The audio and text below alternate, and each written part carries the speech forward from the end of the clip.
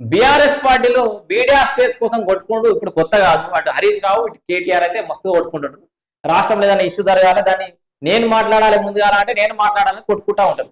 ఇప్పుడు 22A నిషేధిత జాబితాకు సంబంధించిన అంశంలో కూడా హరీష్ రావు ఏదో నోటికి ఏదో మాట్లాడలే కదా అని చెప్పేసి ఈయన ఏదో తెలివి అంతా రంగారించి ఈయనే లోపలికి వెళ్ళి డాటా డిగ్గింగ్ అంతా చేసినట్టుగా బిల్డప్ ఇస్తుండ్రు. ఆల్రెడీ రెవెన్యూ శాఖ మంత్రి పొంగులేటి శ్రీనివాసరెడ్డి నిజంగానే 22A జాబితాలో పొరపాట్లు జరిగినాయి, ఆ తప్పు నేను అంగీకరిస్తున్నా, పొరపాట్లు జరిగిన టోల్ ఫ్రీ నెంబర్ ఇస్తున్నా, ఈ నెంబర్ కాల్ కొడితే ఎంబడెంబడే ఏవైతే పొరపాటున నిషేధ జాబితాలు అవి తీసేస్తామని చెప్పేసి డైరెక్ట్ క్షమాపణ చెప్పాడు. అంటే అంత నిబద్ధత చిత్తశుద్ధి ఉన్నది వాళ్ళ దగ్గర. మీరేమో తప్పులు చేస్తే దబాయించేటోళ్ళు మీదకి వెళ్ళి మీరు అధికారులు ఉన్నప్పుడు, వీళ్ళేమో డైరెక్ట్ గా తప్పు జరిగింది ఆ జరిగిందని ఒప్పుకుంటారు, సవరించుకుంటామని చెప్తున్నారు. ఇక్కడ చూడొచ్చు మనం అదే నేనే సారి చెప్పినా ఇక నువ్వు బయట పట్టేది ఏముందని హరీష్ రావు ఇజ్జత్ తీసి పడేశాడు పొంగులేటి శ్రీనివాసరెడ్డి.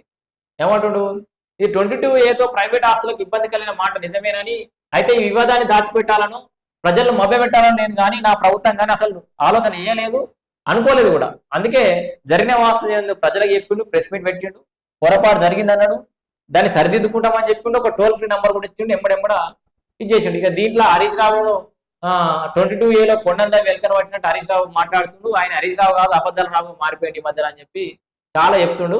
సో ఈ ప్రభుత్వానికి చిత్తశుద్ధి నిజాయితీ నిబద్ధత ఉంది కాబట్టి అందువల్లనే తప్పు జరిగితే అంగీకరించమన్నారు, మీకు మాదిరిగా దబాయించడం లేదని. ధరణిలో మీరు ఆడిన ఆటలు అబద్ధాలు ఎన్నో హరీష్ రావు గుండెల మీద చేసుకొని చెప్పాలని అంటుండు.